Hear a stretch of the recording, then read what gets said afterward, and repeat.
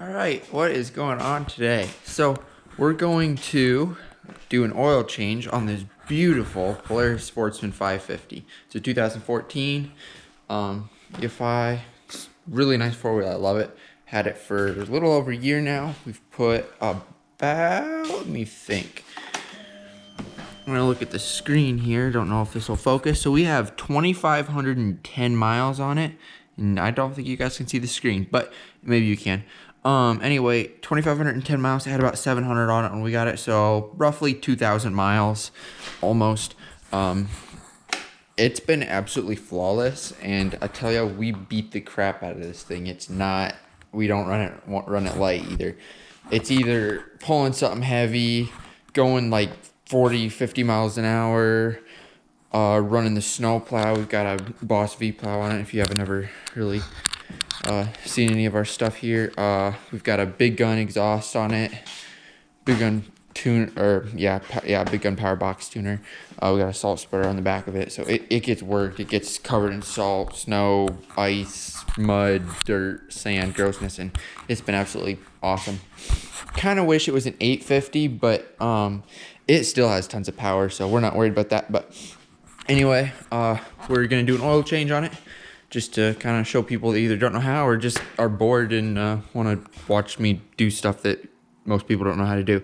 So very simple. When you're, and I don't know if you guys can see the screen right now or not, but see this little, okay, it went away, but there was a little wrench down there, so that'll come on when your four-wheeler tells you you need to change the oil.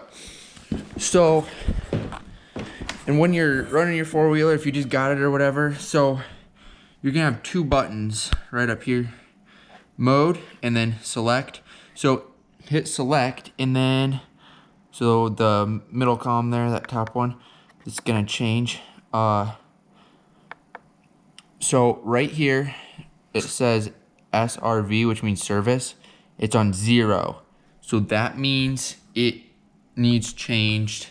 It's ran out. So I always do 50 hours to change. Some people vary. Some people do a little less. Some people do a little more. But I do 50 hours. So when I'm done, well, actually, I can just do it right now. You hold mode till that 0 flashes, and then you just hit select, and it counts by 5s, and you'll go up to 50, and then it flashes, and you hold mode again, and then it stops flashing. Now it's reset to 50 hours, and it just slowly counts down. And then once that gets to 0, every time you start it for, I think it's like 30 seconds, that little wrench will be down there, and it'll let you know that you need to change your oil. And then I think if you wait I think it's another 5 hours after that, then a light actually stays on all the time, and it starts getting annoyed at you. So that's how you do that. So that's not really the first step, but since we're right there anyway, that was what we did first. Okay, so we're gonna put it in park. Kind of rock it back and forth a minute here. Let it get all the way in park. Gonna get our absolutely massive little Napa jack here, because this four-wheeler is so heavy.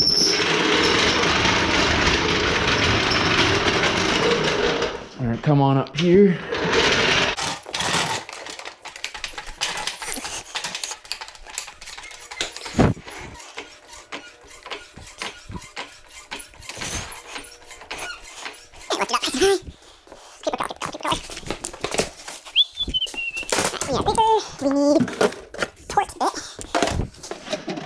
Oil filter wrench. You have to have this. Amazon.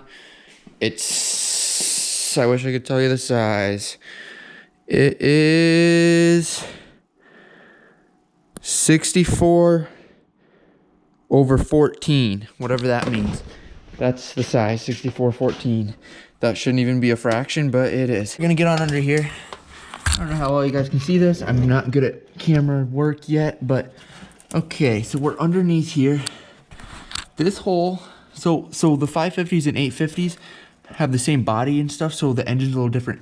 So in an 850, the second hole right here is your oil plug. In a 550, this is your oil plug. Oil filter's in the same place, so it's got this nice little cover plate on it. It's got some like I don't know, they're pretty big, like T30 maybe.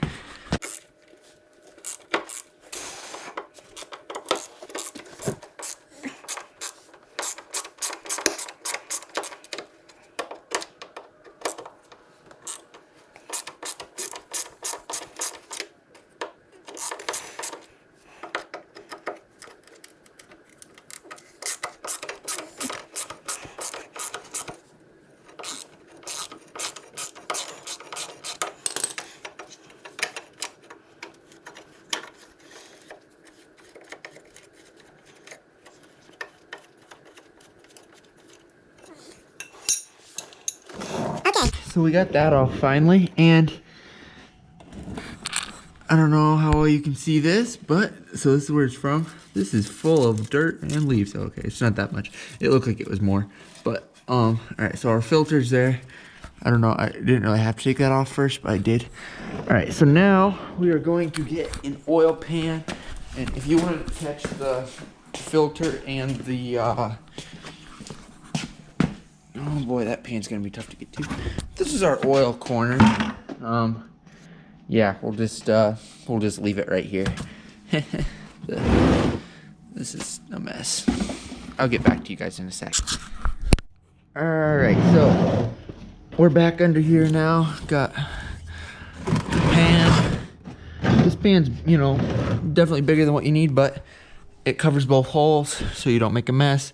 Getting the filter out does kind of make a mess. But so now we're gonna grab our socket. I think it's a 13 or 14 millimeter. I'll let you guys know in a second here. And all right, so you'll have to have it on a short extension, and your plug is in at a little bit of an angle. What size is this one? This is the 13. I think it's a 14.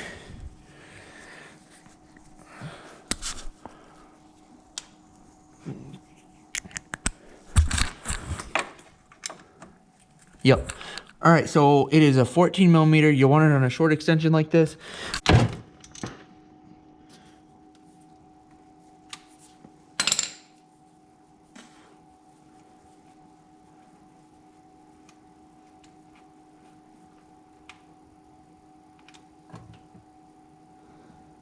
Okay.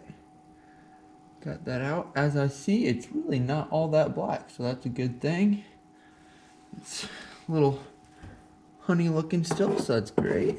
It's always good. I'm just gonna set this stuff right here. I'm gonna pop the oil fill cap loose up here up top. We're just gonna kind of wait and chill for a minute.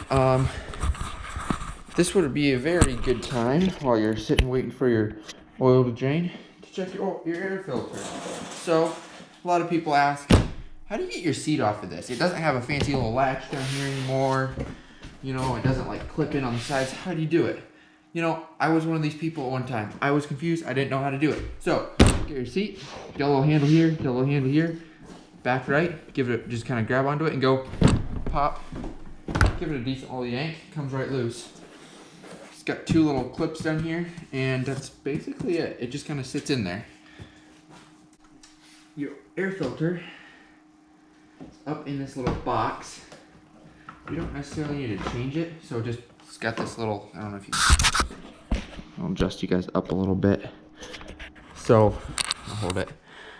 This plastic cover goes in this rubber pull tab. It's very simple. Pull this off. It's got a little seal up in here. Mine's not in the best of shape, but anyway, there's that. We don't necessarily need to replace this today, but we're gonna just kind of take a look. So once you get it in, it'll stick out about like this. Kind of hard to get it in that place right away, but it pops right in pretty good. Just kind of adjust this a little bit. Okay, and then this kind of fits. So take a check on our oil down here.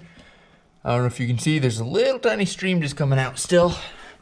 I could do the oil filter. I think I'm gonna wait a sec.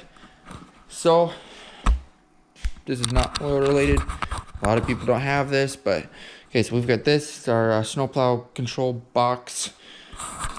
Plugins in it. So that is in the way of the super awesome bumper that's up on that shelf up there.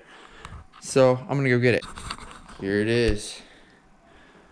It looks way better with that thing on it. It just makes the slant of the headlights look so much meaner, and it's just beefy and awesome, and I like it. It's got the winch on there, just kind of complements everything. I like it.